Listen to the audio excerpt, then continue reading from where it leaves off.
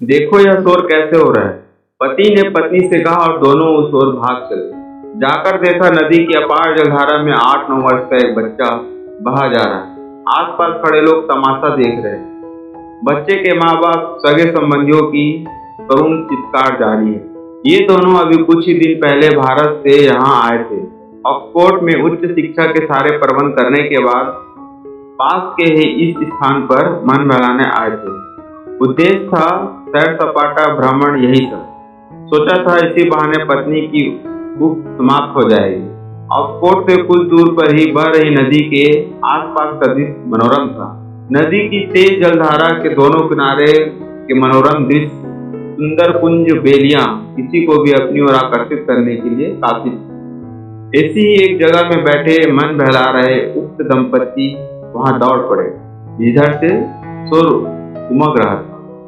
भीड़ तो अच्छी खासी इकट्ठा हो गई थी, पर कोई नदी में कूदकर बच्चे को बचाने का प्रयास नहीं कर रहा, कारण कि सभी नदी की तेज जलधारा से भयभीत थे और कोई भी इस पुण्य को करते हुए अपने को डुबाना नहीं चाहता था। हालांकि बहाव से संघर्ष कर रहे बच्चे को ऐसे तैसे वैसे तैसे के सुझाव तो प्राय सभी दे रहे थे, पर सुझाव है, सहायता सहायता। इन दोनों में बहुत ज्यादा फासला है, जिसे भरने के लिए चाहिए संवेदनशील हृदय तथा शरीर की तत्परता पूर्ण सक्रियता। उक्त भारतीय युवक अपने में इन दोनों की उपस्थिति महसूस कर रहा था। उसने सोचा ही नहीं, निर्णय भी कर लिया कि चाहे जो हो वह इस बालक को अवश्य बचाएगा। उसके हाथों की उंगलियां कोट पैंट टाई तथा जूते खोलने उतारने में सक्रिय हो गई।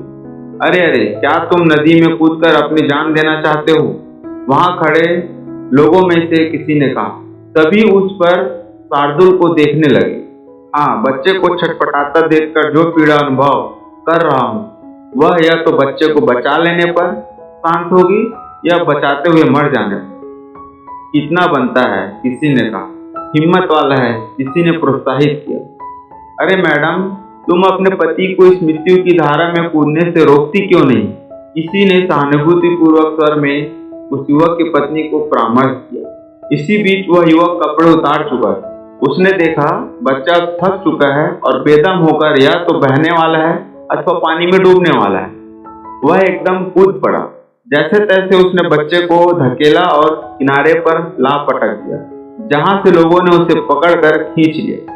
युवक भी बाहर आने को था कि पानी का तेज बहाव आया और वह दूर जा पड़ा।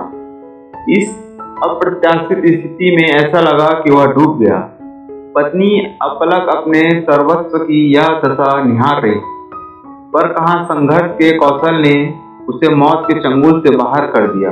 तनिक स्वस्थ हो जाने पर जन समुदाय ने पूछा, अगर मर जाते तो? संवेदनाहीन होने के स्थान पर तो मर जाना ही अच्छा है। तो संवेदना का अर्थ मौत को गले लगाना है? पूछने वाले के स्वर में तनिक व्यंग था। नहीं, संवेदना का अर्थ है संवेदना, अर्थात बराबर की पीड़ा। दुख दैन्य से ग्रसित व्यक्ति जैसी पीड़ा ही जब हृदय अनुभव करने लगे, तब समझना चाहिए कि संवेदना जगी। इसी अनुभूति का नाम मनुष्यत्व है। उसके अधरों पर एक गौरवमय मुस्कान खिल गई। मनुष्यत्व की सहज अनुभूति करने वाले ये भारतीय दंपति थे, लाला हरदयाल और उनकी सधर्मिणी सुंदरानी। उन जैसी अनुभूति ही जीवन की सार्थकता है।